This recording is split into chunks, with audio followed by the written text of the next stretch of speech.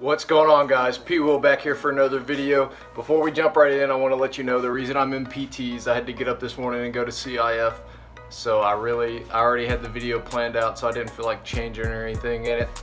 It's an Army video, so I'm in an Army uniform, so it fits, whatever. In this video, we're doing a breakdown on my MOS 35 Fox Intelligence Analyst. Let's get right into it. Now, everything I'm going to talk about in this video you can find online. It's unclass, because I know somebody's probably going to watch this video and see if I give away any information. I'm not going to. This is just stuff from my perspective that you can find on the internet, but I'm going to give you a breakdown on, yes, the information, but my perspective on it and what's, what you can expect from a soldier level. So you're thinking about signing up as a 35 Fox All-Source Intelligence Analyst. You've signed up, or you're thinking about signing up. Just like any other soldier, you're going to start out, you're going to go to basic training. It could be anywhere. I went to Fort Jackson, South Carolina, but you could go to Fort Sill or Fort Leonard Wood. I think I even know some people that went to Fort Benning for basic training. So you're going to start out just like every other soldier and go to basic training, and then when you get done with basic training, you are going to leave basic training and go to Fort Huachuca, Arizona for AIT, for Advanced Individual Training. Now, I've done a breakdown of AIT on my channel, so you can go check that out. But so I'm not going to talk about AIT. I'm going to talk about AIT 35 Fox AIT and the specifics of that. So Fort Huachuca, it's the home of USACO, United States Army Intelligence Command of Excellence, or something like that. Fort Huachuca in general is nice. It's a nice clean post. It's pretty new, pretty modern. So I would not mind going back to Fort Huachuca as a permanent party soldier. I thought Fort Huachuca was excellent. It was a great post. I enjoyed my time there as much as you can as a student, and but if it would be nice as a regular soldier. So breaking down some of the AIT rules, you've basically got your black phase and gold phase. Black phase, you can't wear civilians. Gold phase, you can, and you can go off post. Black phase, you can't go off post or anything like that. But like I said, I've done an AIT breakdown on my channel. So AIT for me, and a lot of people that, especially that were in Bravo Company, BCO 305th, what's up? AIT was more stressful than basic training. Not physically. Physically, AIT as an analyst is pretty easy. You're gonna take 3 or 4 PT tests, and you're gonna have PT every day, but it's not hard. It's stressful more psychologically, and I'll get more into that as we go along in this video. But it psychologically is very stressful because the fear of failure is always right there, always with you. You see it. A lot of people around you are failing, and that is a very stressful part of 35 Fox AIT, is the fear of failure. So now I'm going to break down, basically, before we get into what you're going to be covering in school, we're going to get into the schedule that you will have at Fort Huachuca. So you're going to get up every day. So in BCO, it's BCO and CCO, Charlie Company and Bravo Company. I was in Bravo Company. Their schedules are a little different. They have a little bit of a different timeline, but in general it's the same. So in Bravo Company, first formation of the day, every day was at 5:30 in the morning, 05:30. So I would get up at about 5:10 and throw on my PT uniform and run out there. You're gonna have to schedule in time. You're gonna have to make sure your camelback's filled, and you're gonna have to take out your trash every day before PT. So that's a thing. That's just a little tidbit of information. You're gonna get up PT. PT will last until about 6:30, 6:45, depending on the PT field. And then once you're done with PT, you're going to have to go. You're gonna have to go to the DFAC. So you're at 6:30. Your next hit time to march to class is 7:30. You've got to go to the DFAC. They're gonna force you to go to the DFAC. They're gonna watch you. You're gonna have to run down there. Yes, a lot of us would just go in, grab like a bagel, and go out and skip the line. You don't have time to really eat a great meal, to be honest. A little trick, there at the end, we started going in the exit door. If any of you have been to AIT at Fort Huachuca, you know the Weinstein DFAC. We would go in the exit door, and That way you don't have to sit in line and just go grab a bagel and come and then head back to the barracks. And that way, if the drill sergeants or the platoon sergeants, when I was there, stopped you, you could show them a bagel. Hey, I went in and I got my stuff. It's a bad thing to do. I feel bad about it looking back, but you do what you got to do, right? So you're gonna run back, shower, clean up your room if you didn't do it the night before, and then you've got to be at marching formation at 0715 really, because they're going to give you a 10-minute hit time prior, but your PG, nobody's ever going to get there on time, so your PG is going to make it 0715, so you're going to have people late to the 715 formation, which they're really there 10 minutes prior to the 720 formation, but they're going to get in trouble and it's going to be a big ordeal, and then you're going to have the people that don't care, and you're just going to show up whenever. So you're going to march to class at 7:30, you're going to march off. It takes 18 minutes, I think was the exact time it took every day. It takes 18 minutes to march from the barracks. We formed up behind the battalion HQ, and we marched to class. We would march through behind Alpha Company, and it was always a race to see who could get out first, because you're going to march behind Alpha Company's barracks and they're going to come off their drill pad, and we would always try to cut them off first. So just I'm going to give you my little extra tidbits of information. So you're going to get to class about 7:50. Class will start about 8 o'clock, and then you'll go through your day. You'll study or do whatever y'all are doing. You'll have a break at about 9:30, 10 o'clock depending, and it'll be a 20 to 30 minute break. My instructor loved to give us longer breaks, so we were out there for an hour sometimes, which was really nice. And then you'll go to lunch at about 11:30, and then be back. Well, you'll form up for lunch at about 11:15, and then you'll be back, eat lunch, form up outside the DFAC at 12:25, and then be back at the schoolhouse by about 12:45, and the school will resume at about 12:50. You get another break at about 1400, 14:30, and then you would march or form up back behind the schoolhouse at about 1500. Not 1500, about 1630, but you would never leave before 1700 because your platoon sergeants loved to just be late. And there would always be, you would get in trouble for something a lot of the times. You get back to the company about 1715, 1730, stand around till about 1745 doing mail call. Platoon sergeants would just love to make you stand out there. And then you'd get off at close to 1800, go to the DFAC, and you'd have about an hour, hour and a half of free time generally. A lot of the times your platoon sergeants will throw in random stuff to do at 1830.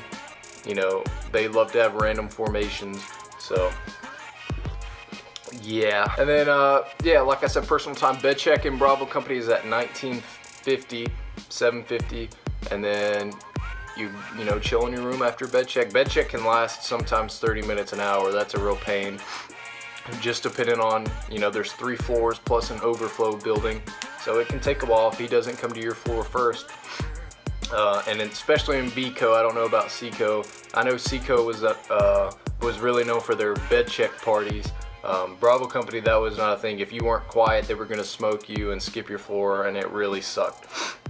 So yeah, that's your schedule. Once you're done with bed check, you just go to sleep, do whatever, and be back at formation the next day. So yeah, that's your schedule of AIT. I know I'm rambling on, but there's a lot of information. That's your schedule. Now we're going to get into the schedule of your classes and what you're going to be doing in school.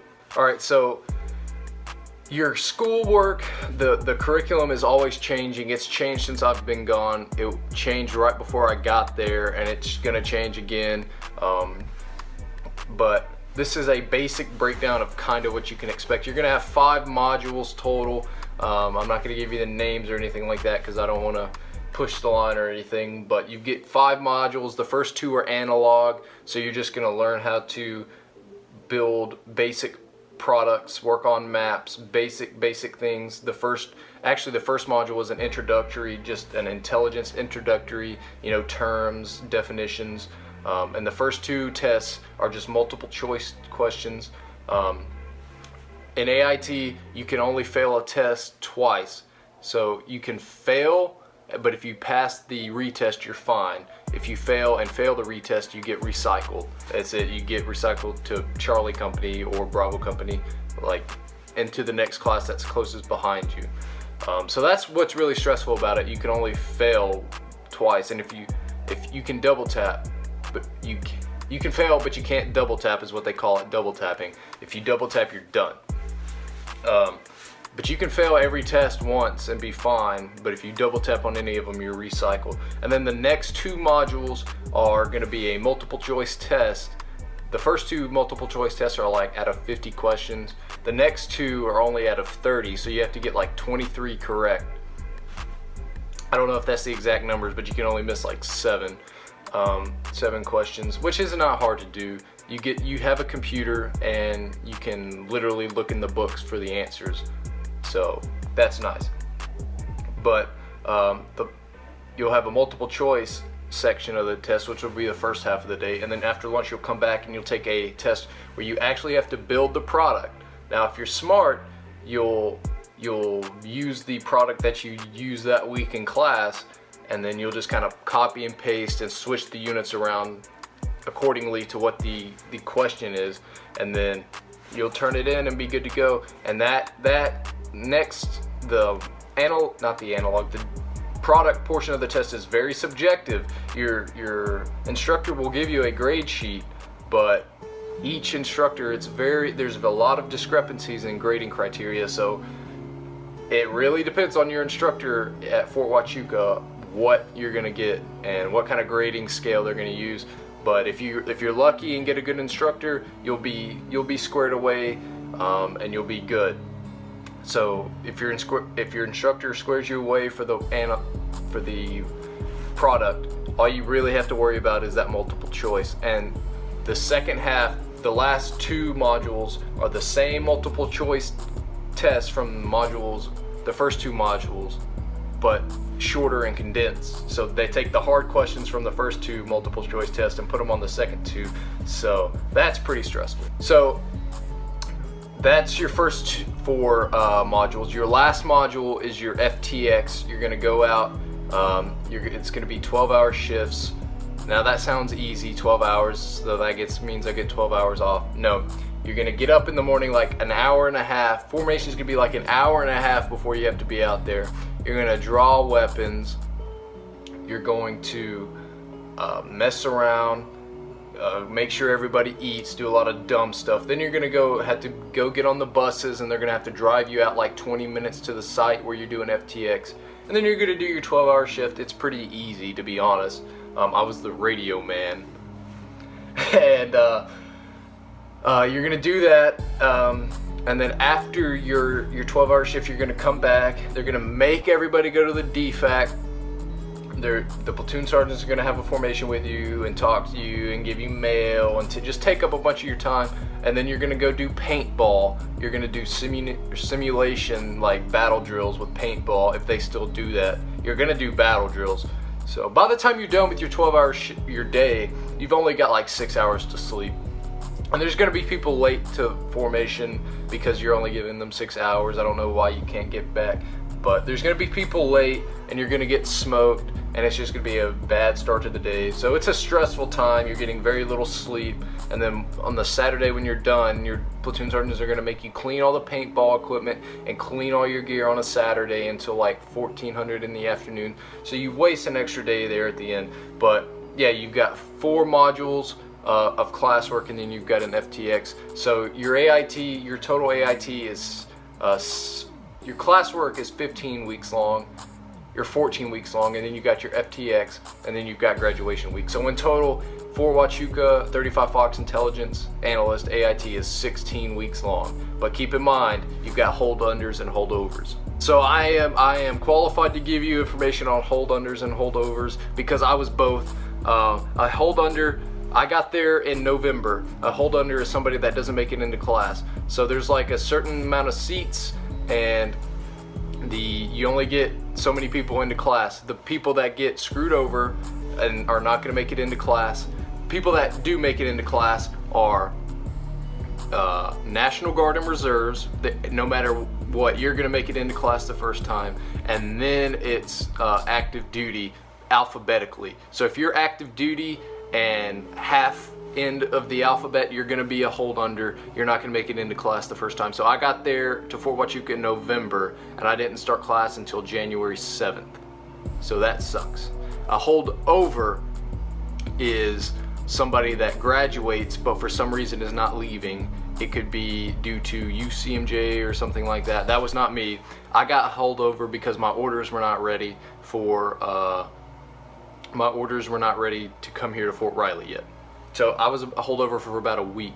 I know people, one of my buddies was an airborne hold, and he was there, we graduated in May, and he was there well into June, like close to July, because remember I was on home on leave for 4th of July, and he was just now getting to airborne school. So that sucks. That's what a holdover is, and there's nothing you can really do about it. That's another stress.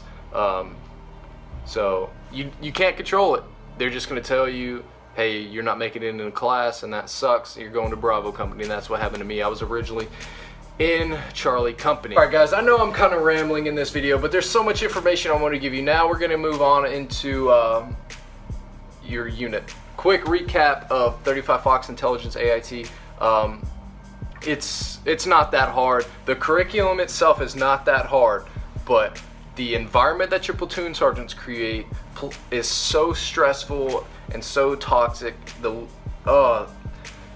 Especially Bravo Company was very stressful. It made me a better soldier, but it was so stressful. But you look back and you are kind of thankful that your drill sergeants or your platoon sergeants made it like that, because it does make you a better soldier. But the curriculum, the schoolwork itself is not that hard. There's several subreddits and forums online that I read that say like they were up studying until like for 2 hours every night, and it was so hard.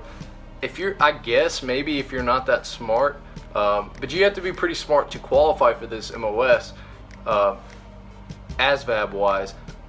I never studied once, and I did fine on every single test. I was never even close to failing in the first test. I passed all tests on the first time go basis, and I never studied once, and I'm not that smart. So if you have some intelligence about you, you know, common sense, you will be fine. The hardest part about Fort Huachuca is the TRADOC rules and your platoon sergeants. The school itself is very easy. So that's Fort Huachuca AIT in a nutshell. I hope you got some good information on that. 35 Fox, when you get to your unit, the cool thing about 35 Fox is it really depends. This MOS and this job varies greatly. Like, I'm doing a different job here on Fort Riley at the division level than some people would be at the brigade level, and that's how it is for everybody. Because an analyst can be at, you know, a company level and a MICO. They could be at a battalion, a brigade level, or a division level. And then once you've been in your career long enough, you can be even higher than division. But most privates, from what I've seen, unless you do like quick start or you have, you know, get assigned to a special forces unit, most, you know, first term soldiers being an analyst, you will be at a force comm unit, and you will be doing generic intelligence on, you know, units. I don't know what else to say. You'll be at an infantry or an armor unit, and yeah. So after that, you can do some cool stuff. You can go, you know, if you go to airborne school, you'd be attached to a special forces unit or all that cool stuff. But yeah, this job varies greatly based on what unit you're in, what level you're at, you know, division, brigade, etc. My job is very exercise based, so when we're not in the field, I'm not doing a whole lot of intelligence. There are people that are, but I'm more of, right now as a private, I'm more of, once we're in the exercise, do your job, and then when we're not in the field, it's a lot of school, like extra classes. You're gonna always continue to learn. There are gonna be times you feel like you're in AIT again because you're gonna sit in on classes. You're just gonna learn. You're gonna get ready for boards. You're gonna do a lot of Army stuff when you're not in the field. But you could, like I said, this MOS varies greatly. You could be doing anything, anywhere, at any time, depending on your rank, your time in. There are really cool postings and job opportunities once you progress in this career field. You're just gonna have to do your time as a private and a first termer at, you know, a FORSCOM unit most likely. But later on in your career, you could do some cool things. So I know this video has been long and it's been rambling. My final thoughts on this MOS is that it's really cool. You get lots of great opportunities. It looks great on your resume. It can be boring at times. It can be very boring at times, but then it can also be very fun, but it comes few and far between, in my opinion, on the cool stuff versus the non-cool stuff. But you get to work with, you know, great people. You don't deal with a lot of dumb Army stuff. At least in my experience. It's like I said, it varies greatly, but like the people you work with are pretty intelligent people, so you don't get people making dumb decisions and all of that kind of stuff. But I do recommend this MOS to people that are, you know, like working on computers and using your brain more than your body. You're still in the Army, you're still gonna have to do PT and everything, but it's not physically like strenuous at all. But if you like to think and you like to be, you like to analyze things, I guess, this is a great MOS. I do recommend it. It looks great on paper. So yeah, good MOS. I do recommend it. I've been rambling on in this video. This video is probably 15 minutes long at this point, or maybe longer. So I'm gonna leave you with that. I hope I gave you some information that you can use. I wanted this to be more of a raw video, so take that information for what you will. I'm sure there's going to be questions on this MOS. Leave them down in the comments section below, or come on over to my Instagram at pwilson35. You can ask your questions over there. Yeah, I'm sure there's going to be a lot of questions. I'm sorry, but I wanted to give you the best advice I could. That is 35 Fox Intelligence Analyst in a nutshell. Hope you enjoyed it, hope it helps you out, and I will see you in the next video.